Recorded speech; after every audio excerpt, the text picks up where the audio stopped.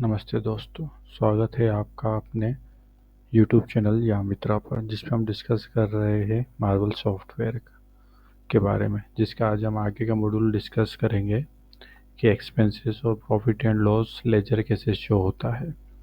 सबसे पहले ये अपना लॉगिन फॉर्म है, इसको अपन लॉगिन करते हैं। ये लॉगिन हुआ तो ये अपना डैशबोर्ड है। मास्टर एंट्री अपन कर चुके थे, एंट्री अपन कर चुके थे, प्रोसेस अपन कर चुके थे, स्टॉक अपने को पता है, सेल्स भी अपन कर चुके थे। आज अपन डिस्कस करेंगे एक्सपेंसेस। तो एक्सपेंसेस पे आते हैं जनरल एक्सपेंसेस। जनरल एक्सपेंसेस में अगर अपन आते हैं तो एक्सपेंसेस टाइप सेलेक्ट कीजिए। डायरेक्ट एक्सपेंसेस, जो भी आप क्वांटिटी खरीदते हैं, क्या प्राइस देते हैं, तो उसके हिसाब से यहाँ पे आप उसकी एंट्री कर सकते हैं। ठीक है, वो एक एंट्री है बस, और कुछ नहीं है जो नॉर्मली आप करते हो। डायरेक्ट एक्सपेंसेस में आप आए, यहाँ पे सिलेक्ट करा आपने डायरेक्ट एक्सपेंसेस, कंपनी का नाम जो भी था आपको, जो एक इंटरप्राइज जिसको भी आपने करा, टोटल अमाउंट उसका मान लीजिए 500 है, और आपने उसको 450 पे ऐड करा।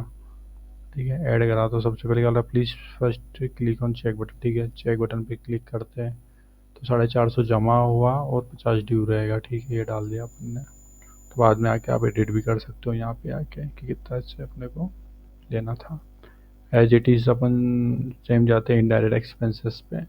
इनडायरेक्ट एक्सपेंसेस पे मैं जाऊँगा तो ये इनडायरेक्ट एक्सपेंसेस सेलेक्ट करूँगा, क्वांटिटी जो भी आपको लेना हो, प्राइस जो भी आपको लेना हो, तो यहाँ पे आप डाल दीजिए, सेव होता जाएगा। ठीक है, तो ये अपने एक्सपेंसेस हो गए, जनरल एक्सपेंसेस, डायरेक्ट एक्सपेंसेस और indirect expenses.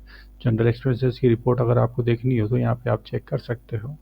As it is आपको इनडायरेक्ट डायरेक्ट एक्सपेंसेस की भी देख सकते हो, एज इट इज़ आप इनडायरेक्ट एक्सपेंसेस की भी देख सकते हो। ठीक है, तो ये सब अलग अलग रिपोर्ट्स है आपकी। अब आते हैं प्रॉफिट एंड लॉस पे।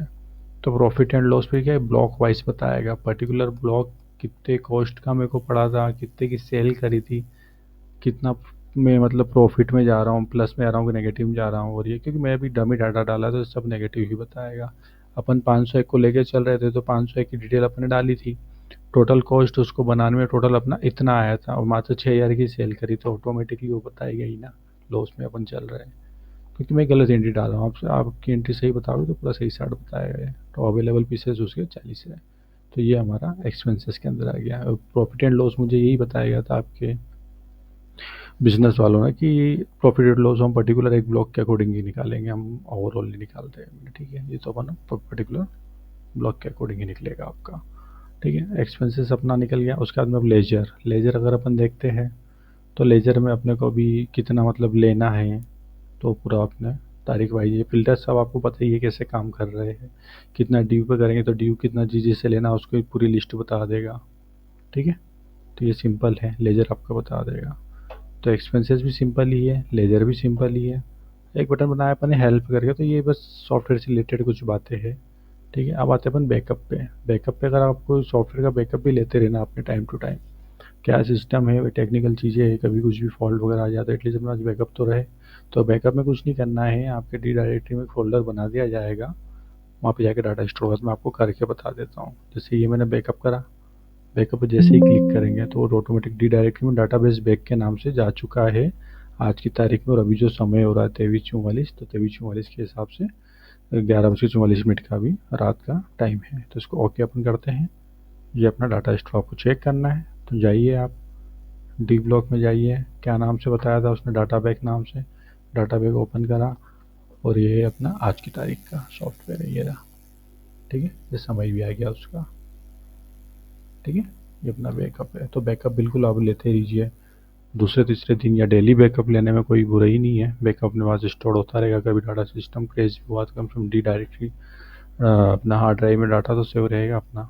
ठीक है ना, तो ये है आपका। तो अब आपको ऑटोमेटिक समझ में आ गया होगा, ये अपना डैशबोर्ड है, कैसे वर्क करता है, कितना ड्यू है वो बता रहा है। डेबिटर लिस्ट इस वाली एक्सपेंसेस में जितना ड्यू है वो बता दिया है इसने, पूरा ये सब अपने को बता देगा।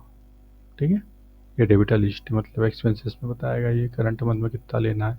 क्रेडिटर लिस्ट किन से अपने को लेना है वो बता देगा। ये सब सेम है। अब आपको थोड़ा आइडिया लग गया होगा किस तरीके से काम करता है।